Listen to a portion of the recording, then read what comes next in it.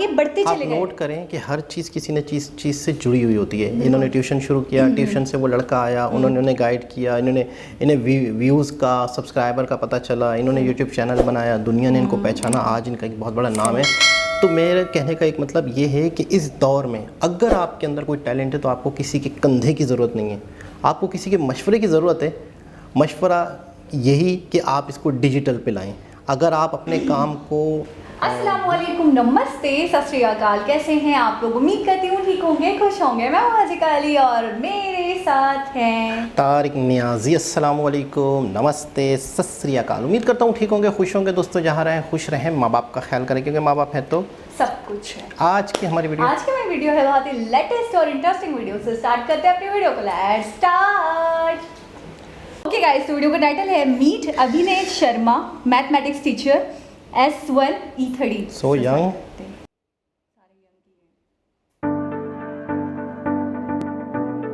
आज हमारे साथ में जो गेस्ट है अभी बैक स्टेज में, वो इंडिया के सबसे पॉपुलर मैथमेटिक्स के टीचर्स में से एक है। उनका जो यूट्यूब चैनल है उसके ऊपर 2 मिलियन से ज्यादा सब्सक्राइबर्स हैं और करोड़ों व्यूज है। उनके चैनल का नाम है Abhinay maths. Please give an energetic and warm welcome to the one and only Abhinay Sharma sir.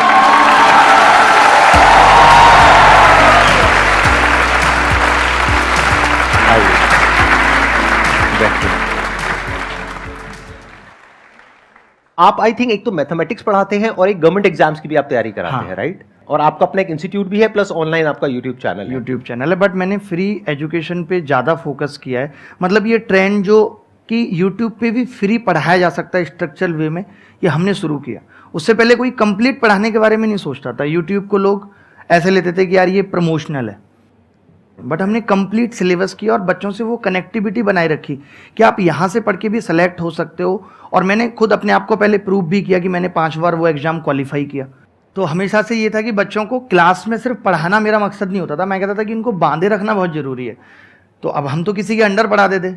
तो एक दिन आगे हमारी कोचिंग इंस्टीट्यूट ऑनर ने मेरे को इतनी बुरी तरह झाड़ा, बोली आप संदीप महेश्वरी नहीं है और वो मैथ्स के लिए रखा हुआ है यहाँ पे, हमें ये काम कराना होगा तो हम संदीप महेश्वरी को बुला लेंगे। तो मैं 2012 में पहली बार मैंने कहा इसने ऐसे क्यों बोला। फिर मैंने तब आपको पहली बार जाना और उसके बाद बहुत सारे वीडियोज़ मैंने आपके देखे हैं और हमेशा बच्चों को भी कहा है और अपने अपने तरीके से बातों को आगे ले जाया है कि भाई इस तरीके से आप तैयारी करो, ये दिक्कतें आएंगी, सबके साथ आती हैं। मैंने संदीप जी मतलब जो लोग मुझे क्रिटिसाइज करते थे ना, मैं उनको भी कह दिया। मैंने कहा सुनो 4 साल बाद बताएंगे तुम्हें कि हम क्या हैं।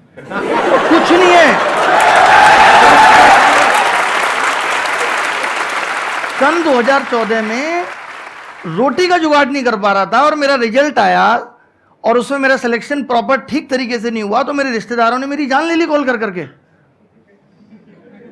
मैंने कहा भाई सुनो, तुम्हें लग रहा ना बहुत बड़ी चीज है, कोई बहुत बड़ी चीज नहीं है, निकाली नहीं हमने, अलग बात है।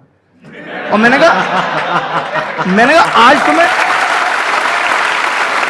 आज तुम्हें पूछने की जरूरत पड़ रही है कि मैं क्या कर रहा हूं, लेकिन 4 साल बाद जरूरत नहीं पड़ेगी, तुम्हें अपने आप पता चल जाएगा कि मैं क्या कर रहा हूं। तो वो मुझे लगता है कि कह दो ना, शुरू से ही कमाल है। मतलब तो एक प्रेशर आ जाता है यार अब तो करना है। और एक चीज और भी होती है कि मैंने बहुत, संदीप जी जैसे आजकल चल रहा है, मैं नाम कमाने के पीछे नहीं भागा कि मुझे बहुत व्यूज या सब्सक्राइबर चाहिए। मुझे लगा कि ये कम लोग जाने लेकिन सम्मान की नजर से जाने कि हमने अच्छा किया है। मैंने देखा आपकी शुरुआत हुई थी बुलंदशहर से, राइट? बुलंदशहर और में गांव तब है। आप बहुत ही छोटे लेवल से एक लोअर मिडिल क्लास फैमिली से आप आते हैं। नहीं, लोअर नहीं, हमारा तो ये हाल था जी कि 3 महीने केवल चटनी से रोटी चल रही है, सब्जी भी अफोर्ड नहीं कर पाते। अच्छा, नॉट इवन मिडिल क्लास। हाँ, मतलब और वहां से लेकर के आज जो आपका सफर है, आज मैंने देखा आपकी वीडियोस में आपने कई जगह पे बताया कि आपके पास में मर्सिडीज है, राइट? मेरे पास 9 अलग अलग ब्रांड्स की कार है। मेरा छोटा बच्चा 1 साल का, उसके पास भी 2 सीटर कार है। सर हमें भी कभी घुमा दो। मैं शुरू से थोड़ा सा बता देता हूं कि मैंने प्राइमरी स्कूल से पढ़ाई की 5th क्लास तक। लेकिन जो मुझे एक चीज अपनी लगती है, जो मैंने पिताजी से भी, कि जीतना एक आदत है। आप ये नहीं कह सकते कि मैं तब ऐसा करना अच्छा शुरू करूंगा। जीतना एक आदत मतलब घर में 3 भाई बहन है तो उनमें भी मैं सबसे आगे हूं, काम करने में भी। पिताजी का बिस्तर लगाना मैं सबसे आगे लगा दूंगा। तो जीतना एक आदत है जो डेवलप करनी पड़ती है। चाहे भले ही मैं घर की छत पे क्रिकेट खेल रहा हूं, लेकिन वहां भी मुझे जीत की भूख है। तो ये भूख डेवलप करनी पड़ती है। और जहां तक परेशानियों की बात है, तो परेशानियां तो हमेशा रहेंगी।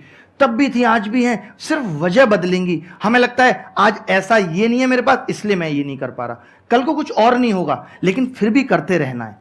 जो समस्याएं आएंगी उनसे सिर्फ एज ए वैक्सीन लेना है। जैसे लोग कहते थे कोविड हो गया तो अब ना कोविड की एंटीबॉडीज बन गई, तो अगर दिल टूट गया ना तो समझो एंटीबॉडीज बन गई, अगली बार टूटेगा ना तो फर्क नहीं पड़ेगा।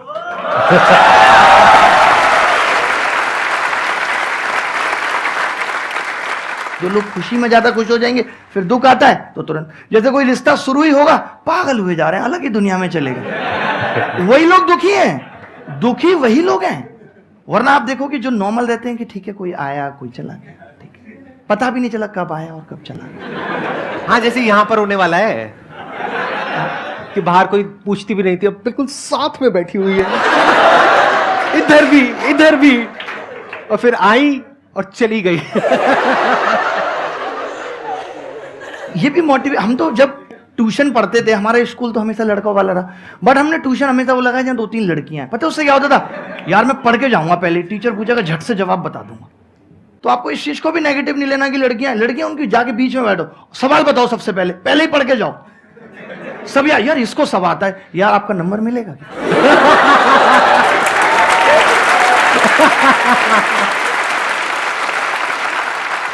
उसके बाद 6th 7th 8th क्लास तक हमने गांव में अपना जीवन बिताया। 6th 7th एक स्कूल था, 8th में दूसरे स्कूल में गए। वो स्कूल कोएड था, लड़कियां भी उसके अंदर पढ़ती थी। मेरे को तो कोएड भी अभी 2014 में पता चला उसको कोएड बोलते हैं। मैं जब दिल्ली में 2012 में आया था, मुझे एक्सक्यूज मी मेट्रो में कोई बोलता था, मुझे लगता था ये मुझसे बात करना चाह रहा है। मैं आपको बता रहा हूँ कि मेरी अंग्रेजी बहुत ही मतलब लो ग्रेड जिसको कह सकते हैं वो है। लेकिन इनकी जो मैथ्स है वो कमाल है। और 10th में मेरे को पता है आपके 100 में से 100 आए थे, राइट? मैं 10th में भी 12th में भी। अच्छा, 12th में भी आए थे।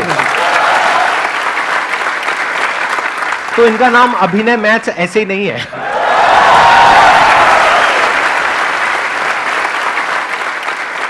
हमारे टाइम पे पास होना इज ए बिग चैलेंज, कि आप अगर पास हो गए हो तो ये बड़ी बात है। क्योंकि हमारी क्लास में जब मैं 60 बच्चे थे तो उसमें 24 फेलियर थे जो पिछले साल फेल हो चुके थे। उनको भी पास कराने की मैंने जिम्मेदारी ली थी। मैंने कोशिश करूंगा सवाल बताने की, क्योंकि गणित में ही फेल हो रहे थे वो लोग, और गणित अपना अच्छा था। 10th में तो मुझे बहुत हाई ग्रेड फीवर भी था, बट मैंने पेपर अपना आधे टाइम में निपटा लिया था। वो कैसे ऐसा हो पाया था, क्योंकि मैं ना गणित बहुत पढ़ता था। जैसे बहुत पढ़ने का मतलब है कि मैं कॉपी पे कॉपी बना रहा हूँ। मैंने बिजनेस चालू कर दिया था। सरकारी स्कूल में कुछ हो ना हो काम चेक होता है, तो मैं बच्चों को ना वो गणित की कॉपियां बना बना के बेचता था। 10 की कॉपी 5 का पेन, डबल रेट 30 रुपए।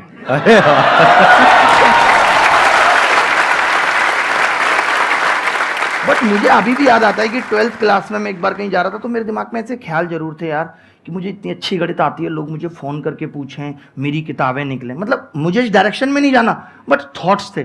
तो मैं यही मानता हूँ कि जो आपके थॉट्स आते हैं सच्चे दिल से, अगर आप ईमानदार हो तो वो चीज़ें जरूर पूरी होती हैं, वही रिफ्लेक्ट होती हैं। मेरी लाइफ में ऐसा मैं कुछ भी सोच लूँ, कुछ भी मैं सोच लूँ, ऐसा कुछ हुआ ही नहीं, ना खुद से ना खुदा से इतनी सी भी शिकायत नहीं है। सब कुछ पाया है जो सोचा है। तो सच्चे मन और ईमानदारी से अगर काम करो तो ऐसा कुछ नहीं है जो पाया नहीं जा सकता, कुछ भी अचीव कर सकते हो। बहुत बढ़िया। तो जब मैं दिल्ली आया था ना, तो मैं अपने घर वालों को भी ले आया गाँव से। तो मेरी माँ ने यही कहा कि तू हमारा खर्चा निकाल लेगा, पिताजी का तभी बिजनेस चल नहीं रहा। तो मैंने कहा मैं इतना ट्यूशन पढ़ा के कर लूँगा। तो मैंने 6000 में ट्यूशन पढ़ाया, 1500 रुपये में रेंट पे हम रहने लगे ग्रेटर नोएडा में, एक छोटी सी जगह में। 3 दिन रहे हुए नहीं हुए थे, सोचो मकान मालिक आके बोला आपको किसने रखा है यहाँ, मैं तो इसे बेच रहा हूँ। मैं उस दिन मेरी आंखों में आंसू आ गए कि मतलब हम यहाँ शिफ्ट हुए हैं ऐसे तैसे मैनेज करके, अब यहाँ से निकलना पड़ेगा। बट मैंने अपने पिताजी को देखा है जीवन में, मैंने उनको कभी ये नहीं देखा आज टेंशन है नींद नहीं आ रही। मैंने ये सीखा उनसे, लाइफ में कितनी भी टेंशन रहो, रात को सो जाओ, सुबह बात करेंगे, जो भी होगा सुबह बात करेंगे, रात में तो कुछ नहीं कर सकते। वहाँ से हमने वो चेंज किया। आज शायद ग्रेटर नोएडा में इतनी सोसाइटी है, मैक्सिमम में हमारे पास फ्लैट प्लॉट पता नहीं क्या क्या होगा, और सब में मैंने सबको फ्री में रखा हुआ है। मेरी कोई रेंटल इनकम नहीं है। मैंने कहा जब जरूरत होगी तब ले लेंगे किसी से। सर आपके घर के बाहर ये सारे पहुंच जाएंगे। ग्रेटर नोएडा में ये था कि भाई नहीं, एक मिनट सर, मेरे को काफी इंटरेस्टिंग लग रहा है। आप ये कह रहे हैं ग्रेटर नोएडा में आपके फ्लैट्स हैं और वहां पे लोग रह रहे हैं, लेकिन आप उनसे रेंट नहीं लेते? रेंट नहीं ले रहे, मतलब अभी देने भी कोई आता है, जैसे शुरुआत हुई अभी जैसे एक नया लिया, तो मैं कहता हूँ कि जरूरत होगी तब ले लेंगे, अभी आप रख लो, आप अपना काम चलाओ। और ऐसे कितने आपके 2000 5000 10,000 कितने फ्लैट्स हैं? मतलब इतने फ्लैट्स नहीं है, बेसिकली मेरे पास विलाज ही हैं सारी। अच्छा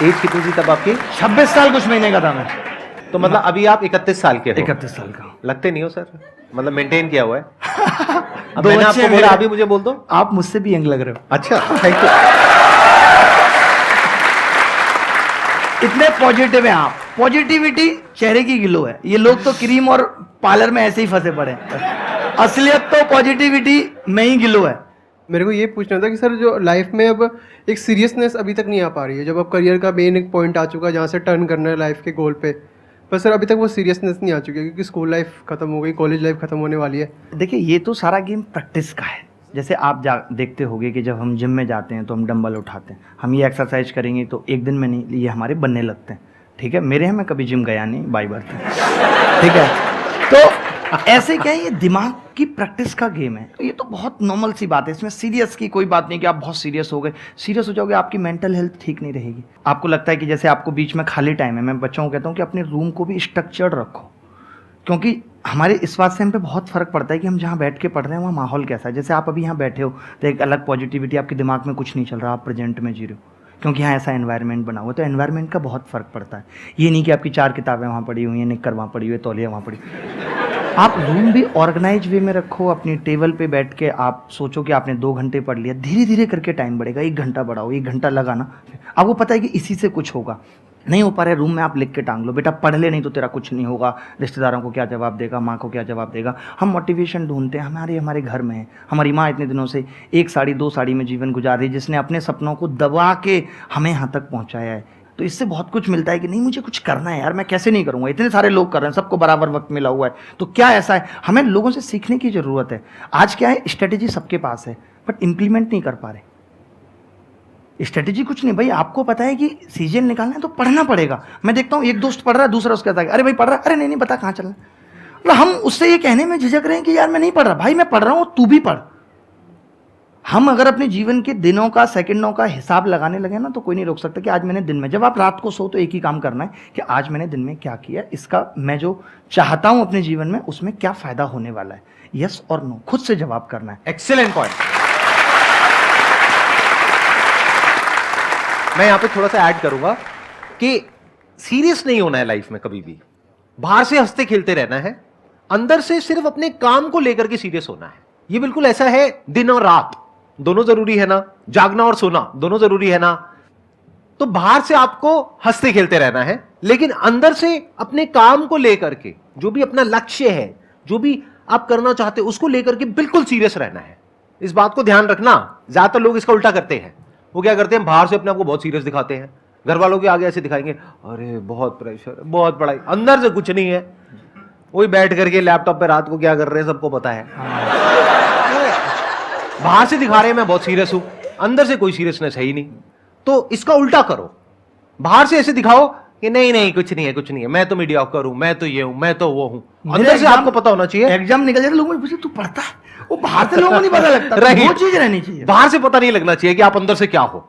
जो अंदर से हो वो सिर्फ आपको पता है। और मेरा क्वेश्चन ये है कि जैसे आपने कहा कि हमेशा हंसते खेलते रहना चाहिए काम करते करते, तो कभी कभार ऐसा हो जाता है कि हम हवाबाजी ज़्यादा करते हैं, दिमाग हमारा डिस्ट्रैक्ट हो जाता है अपने टाइम से और टाइम मैनेजमेंट नहीं हो पाता। तो हम उस चीज़ को कैसे अपने दिमाग को फोकस करें फन के साथ साथ। आजकल का जो यूथ है वो शॉर्ट सक्सेस चाहता है।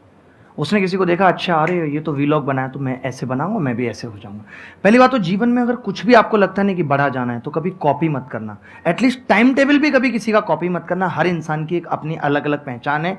तो आपका टाइम टेबल भी ऐसा नहीं कि मैं किसी टॉपर का मैंने टाइम टेबल कॉपी कर लिया तो मैं आगे बढ़ जाऊंगा। नहीं, अगर आपको अपनी स्ट्रेटेजी इंप्लीमेंटेशन करनी है, हो सकता है किसी को रात में पढ़ने में मजा आता है, हो सकता है किसी को दिन में पढ़ने में मजा आता है। तो ये बात इन्होंने बहुत सही पूछी और ऐसा हो रहा है आजकल।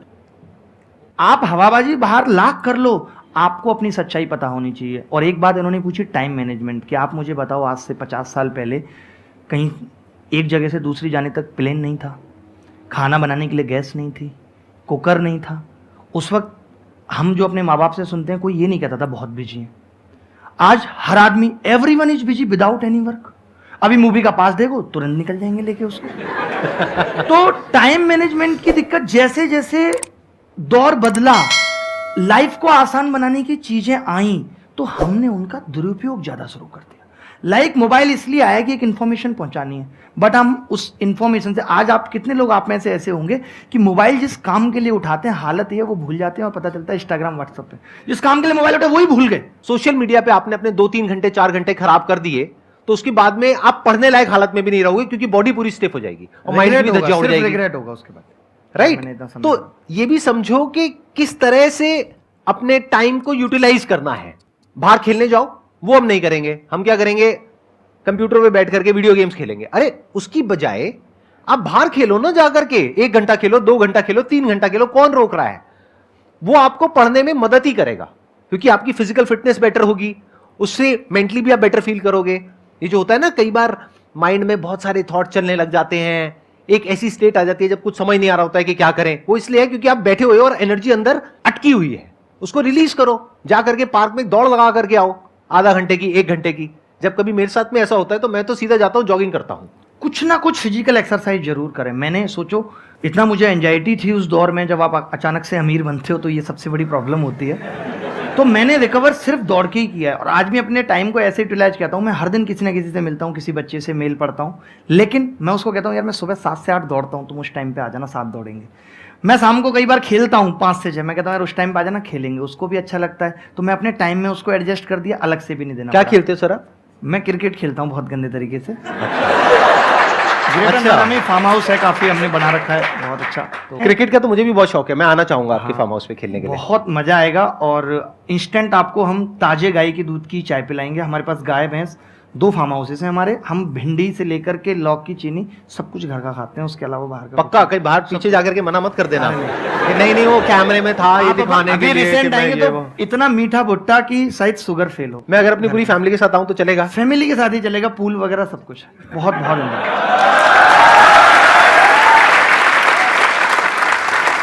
सर बिल्कुल एंड आ गया है, तो मैं भी एक आध डायलॉग मारता हूँ, आप भी एक आध डायलॉग मारना और यहीं पे खत्म कर देंगे इसको। बस शायरी के साथ 1-2 मिनट के अंदर ना, आप शायरी पे खत्म करना। मैं क्या कह रहा था, मैं भूल गया, आप शायरी पे खत्म करो।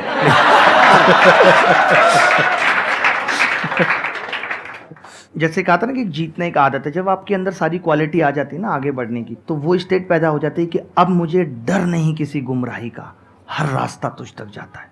मुझे खोने का डर ही नहीं है, मेरे पास इतने रास्ते हैं कि मैं अपनी मंजिल पे ही पहुंचूंगा। एक मैं कहता हूं कि मुझे याद तुम हो, लेकिन मुझे याद भी है अपनी, कभी यूं भी याद आओ मैं खुद को भूल जाऊं। जब हम कुछ करते हैं ना तो खुद को भी भूल जाएं, इतने डूब जाएं उस चीज में, तब जाके कुछ बड़ा होता है। और परेशानियां हमेशा आएंगी, गम मेरे साथ बड़ी दूर तक गए, पाई ना मुझ में थकान तो वो खुद थक गए। गम को sir thank you so much for coming sir, बहुत मजा आया, बहुत बढ़िया सेशन। मुझे ऐसा लग रहा है कि कोई बड़ा भाई किसी जन्म का बिछड़ गया है। अरे सर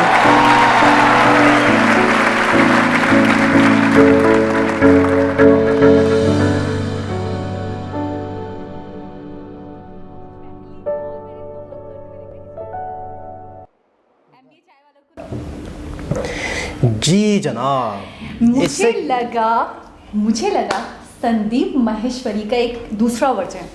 कोई शक नहीं, इसमें कोई भी शक नहीं। मतलब आज तक मैंने जितनी भी वीडियोस देखी हैं संदीप माहेश्वरी की, मुझे कोई भी बंदा ऐसा नहीं लगता था जिसमें इस तरीके से बात करने की या इस तरीके से मोटिवेट करने की गट्स होंगे। ये शायद गॉड गिफ्टेड है, इनको ही मिला है।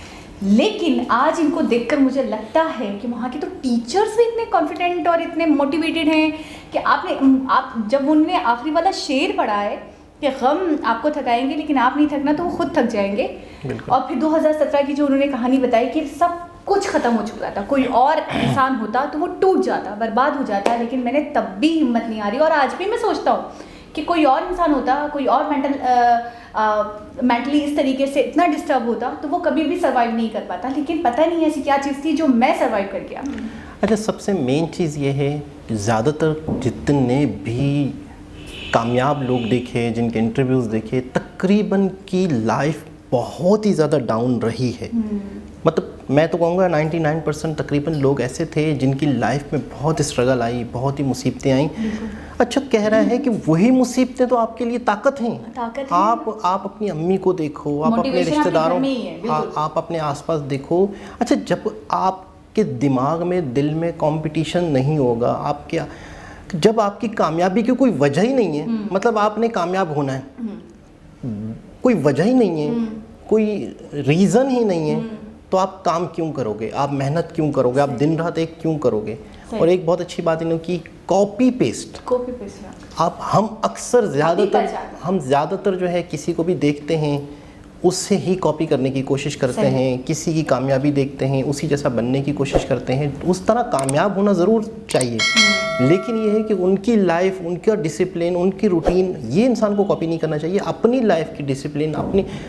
अच्छा, एक बात इन्होंने बिल्कुल ज़बरदस्त कही, अगर आप वाकई सच्चे दिल से, सच्चे मन से, बिल्कुल प्योर, आप अगर किसी चीज़ को पाने की कोशिश में लग जाओ, 100% आप उस चीज़ तक पहुंच जाते हैं। अच्छा, मुझे रह रहा है कि वो शाहरुख का डायलॉग याद आता रहता है, बिल्कुल वो सच है। मतलब आप तहे दिल से, सच्चे दिल से अगर किसी चीज़ को चाह लो, शायद दुनिया में कुछ भी नामुमकिन नहीं है। मैं इनको देख रही हूँ, आज करोड़ों जो आज करते हैं वो कह रहे हैं कि भाई मैं 50 करोड़ तो सिर्फ कोई मुझे बुलाता है तो मैं बताता हूँ उनको, उसके बाद फिर मैं पर मंथ अलग चार्ज करता हूँ, मेरा ये कोर्स इतने आवर्स का होता है। मैं हैरान हो गई कि एक ऐसा इंसान जो इतना लोअर मिडिल क्लास था, वो कह रहे 2-3 महीने तक तो हम चटनी खाते रहते थे, हमारे घर में सब्जी तक नहीं बनती थी। आप थोड़ा सा अनुमान लगाएं, थोड़ा सा आइडिया लगाएं, उनकी क्या स्टेट रही होगी, उनकी क्या हालात रहे होंगे, क्या कंडीशंस रही होगी, और उसमें से उभर कर एक इंसान आता है जो आज करोड़ों में खेल रहा है। तो मतलब इस दुनिया में सब कुछ मुमकिन है। मुझे ऐसा लगता है कुदरत की तरफ से हर इंसान को मौका मिलता है, लेकिन आप कितने समझदार हो, आप उस मौके से फ़ायदा उठाते हो कि नहीं उठाते हो, ये आप पर डिपेंड करता है। आप हार मान लेते हो या फिर आप लगन के साथ लगे रहते हो। अच्छा, 10 से 15 साल पीछे चले जाते हैं अगर हम, कोई शख्स बहुत ही ज़्यादा टैलेंटेड था, बहुत ही ज़्यादा टैलेंटेड था, तो वो फिज़िकली जितने लोगों को पढ़ा सकता था, फिज़िकली अपना टैलेंट, वो पढ़ाने का टैलेंट हो सकता है, वो कोई चीज़ बनाने का टैलेंट हो सकता है, XYZ एक्टिंग हो सकती है, कुछ भी हो सकता है। एक शख्स के अंदर किसी भी किस्म का टैलेंट है, कुछ अरसे पीछे चले जाते हैं तो वो टैलेंट चंद लोगों को दिखा पाता था, ठीक है, और उसके बाद उसे पजीराई मिलती थी, उसके बाद अगर उसने तरक्की करनी थी तो उसका मुआवजा मिलता था। मैं कहता हूँ कि ये दौर देखिए, उन्हें एक स्टूडेंट ने मशवरा दिया कि यार एक शख्स है जो बढ़ाता है, ये फेसबुक पे डालता है वीडियोस, इनकी कामयाबी की वजह है डिजिटल दुनिया। अगर ये डिजिटल दुनिया पे अपना टैलेंट नहीं डालते, अपना हुनर नहीं डालते, आपने एक चीज़ और नोट की, किताब उनकी नहीं बिकी। देखिए वो दौर था किताब का, पीछे अगर बहुत पीछे चले जाएं तो एक दौर था किताब का। आपको बहुत अच्छा आता है लिखना, आप किसी चीज़ के माहिर हो, आप किताब लिखते हो, आपकी किताब की कॉपियाँ बनती है, वो दुनिया तक जाती है, लोग फारिग टाइम पे पढ़ते हैं। लेकिन उन्होंने बहुत अच्छी बात की, जब आपको लोग जानते नहीं तो क्यों पढ़ेंगे। अच्छा, इनके अंदर एक टैलेंट था मैथ का, उन्होंने वो वीडियो बनाई और वीडियो वायरल हो गई। तो आज 2017 ज़्यादा दूर नहीं था, आप अगर नोट करें 2017 से 2022, 6-7 कितने साल, 2017 5 साल में इंसान सिफर से हीरो, ज़ीरो से हीरो, करोड़पति। मतलब आप अगर तसव्वुर करें, मैं कहता हूँ वो सही कह रहे हैं कि मुझे एंजाइटी हो गई थी कि मैं एकदम अमीर हुआ था, तो मुझे मतलब परेशान भी हो गया था मैं। अब उन्होंने बोला दो मामला, 2 हालात ऐसे थे। एक तो जब मैं अमीर हुआ तब भी मसले मसाइल हो गए थे, तो मैं ये करता था कि जॉब ये करता था, वो करता था, चलिए वो तो बात दी करे। लेकिन मुझे वहाँ पे ज़्यादा झटका लगा थोड़ा सा कि जब उन्होंने कहा कि 2017 में मेरे बहुत बुरे हालात हो गए थे, और बुरे हालात में लोग कहते हैं कि हम तो ये थे, अब हम इतना नीचा काम कैसे कर लें, अब हम ठेला कैसे लगा लें, अब हम गली गली जाके कैसे बेच लें कोई सामान, अब हम आलू प्याज कैसे बेच लें, हम बर्फ़ कैसे बेच लें। मतलब बहुत सारे लोग होते हैं जो कहते हैं हम बड़े ख़ानदानी अमीर थे, या हम तो बहुत अच्छे हालात में रह चुके हैं, अब अल्लाह ताला हमें क्या, अब कुदरत, अब अल्लाह ताला हमें कैसे हालात दिखा रहा है, हम तो नहीं कर सकते, हम मर सकते हैं लेकिन हम छोटा काम नहीं कर सकते। मैंने यहाँ पे 90% लोगों को ये बात बोलते हुए सुनी कि हम मर जाएंगे वो के, लेकिन हम छोटा काम नहीं करेंगे। तो उन्होंने कहा कि वक्त, मजबूरी का नाम शुक्रिया, वक्त आपसे जो करवाया आपको कर लेना चाहिए। और फिर उन्होंने कहा मैं स्टेबल भी होता गया, जब मैंने दोबारा से ट्यूशन देना शुरू करा, उन्होंने बताया स्टूल लगा के बैठ जाता था, और मैंने फिर उसके बाद वो लड़का उनको मिला। और फिर अच्छा, मुझे एक चीज़ और भी लगती है, मुझे मनोज मुंतशिर की एक बात कभी नहीं भूलती कि आप सही कहती हैं कि किस्मत में मेरे कामयाबी होगी। जब उनसे बोला था, उन्होंने जो इंटरव्यू ले रही थी कि आपकी किस्मत में कामयाबी थी, लोग आपको कहते हैं, तो उन्होंने कहा हाँ लोग सही कहते हैं कि मेरी किस्मत में कामयाबी थी, लेकिन क्या पता मेरी किस्मत में ये लिखा हुआ था कि मैं मेहनत करूंगा तो मुझे कामयाबी मिलेगी, बिल्कुल। मैं ये सब झेलूंगा और आगे बढ़ूंगा, डट कर मुकाबला करूंगा हालात का, तो मुझे कामयाबी मिलेगी। तो मुझे इनकी कहानी में ये चीज़ दिखी कि बिल्कुल जीरो हो गए, लेकिन इन्होंने हालात का मुकाबला किया, ये आगे बढ़ते चले गए। नोट करें कि हर चीज़ किसी न चीज़ से जुड़ी हुई होती है। इन्होंने ट्यूशन शुरू किया, ट्यूशन से वो लड़का आया, उन्होंने गाइड किया, इन्हें व्यूज़ का, सब्सक्राइबर का पता चला, इन्होंने यूट्यूब चैनल बनाया, दुनिया ने इनको पहचाना, आज इनका एक बहुत बड़ा नाम है। तो मेरे कहने का एक मतलब ये है कि इस दौर में अगर आपके अंदर कोई टैलेंट है तो आपको किसी के कंधे की ज़रूरत नहीं है, आपको किसी के मशवरे की ज़रूरत है। मशवरा यही कि आप इसको डिजिटल पे लाएं। अगर आप अपने काम को दुनिया को दिखाना चाहते हैं, अगर आप उससे अपनी ज़िंदगी बदलना चाहते हैं, तो आप अपने हुनर को, आप अपने काम को मीडिया पर लाएं, सोशल मीडिया पर लाएं, वेब फेसबुक पे लाएं, यूट्यूब पे लाएं, तो आपकी ज़िंदगी ज़्यादा तेज़ी से बदल सकती है। अच्छा, एक और चीज़, हम इनकी बात कर रहे हैं तो हम ऐसा नहीं है कि हम 50-60 साल पहले की बात कर रहे हैं। बिल्कुल, मैं कहती हूँ 2017 अनकरीब की ही बात है। बिल्कुल। 4-5 साल पहले कोई इंसान इतना आगे बढ़ सकता है जो कुछ भी बहुत नहीं बड़ी था। बात। तो हमें से ये सबक मिलता है कि हमें आगे बढ़ने की कोशिश करनी चाहिए, पता नहीं कब आपकी किस्मत काम कर जाए। अच्छा, एक ऐसी कोई रैंडम बच्चा इनको मिला और उसने इनको आइडिया दिया और इनकी पहली ही वीडियो, अच्छा मुझे बहुत लगता बड़ी है कि बात है। कुदरत की तरफ से भी हाथ रहा।